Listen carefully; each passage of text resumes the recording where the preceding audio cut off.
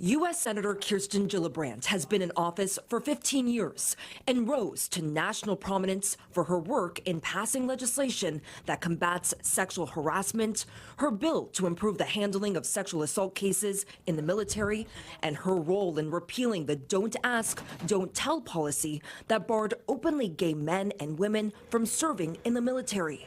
And although she says she might not be as well known as her counterpart, U.S. Senate Majority Leader Chuck Schumer, she emphasized that she has consistently delivered for New Yorkers. I think I can keep making a difference, and I'm uniquely bipartisan and effective in passing laws and helping New York.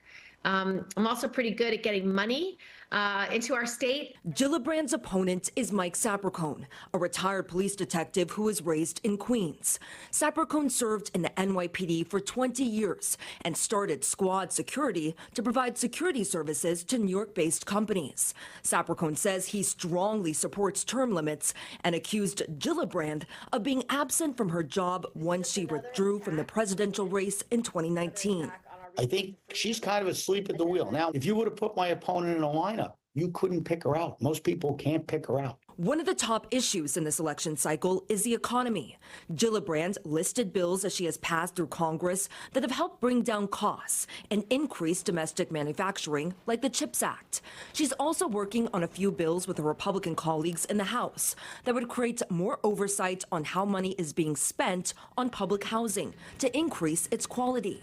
She also says she wants to re-implement the child tax credit, restore the state and local tax deductions, and invest in technologies to help the U.S. become more energy independent. People aren't happy. I'm not happy. Everything's more expensive. Made in America policies are really important. Our investment in manufacturing is key. On cost of living, Sapraicone is in agreement on restoring state and local tax deductions, but says the Biden-Harris administration has done nothing to stop price gouging, and says that is something he hopes former President Donald Trump will do if elected.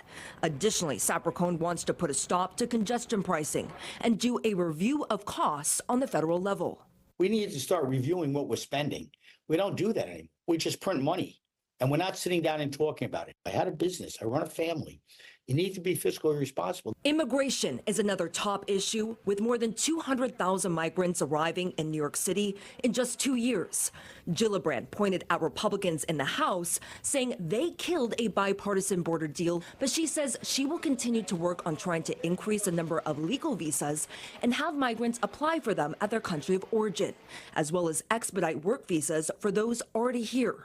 We have jobs open on our farms, in our restaurants, in our hotels, in our hospitals, all across the state. We have open jobs that we are desperate to fill. And a lot of these people come with some skills that could be used. Sapraicone says the migrant crisis is out of control, and he would be pushing to have the federal government shut down the border with a zero tolerance on those who cross illegally.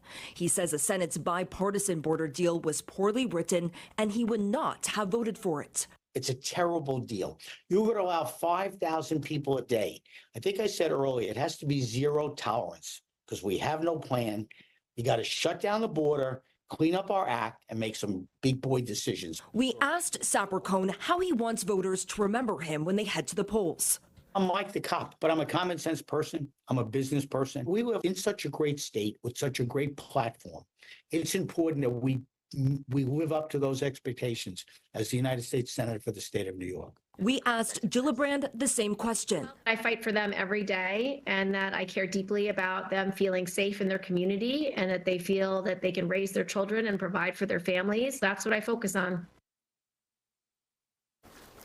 Also, when it comes to abortion, Sapraicone says he would not vote for a national abortion ban, although he is personally pro-life. Senator Gillibrand is pro-choice and has worked to increase funding to women's health services. Natasha. All right, so what does the polling look like in this race? Who's ahead right now?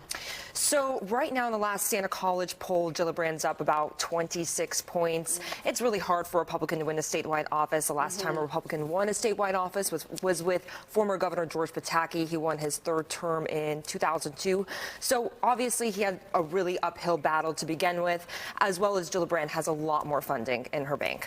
Yeah, all right. Very well. All right. Thanks, Morgan.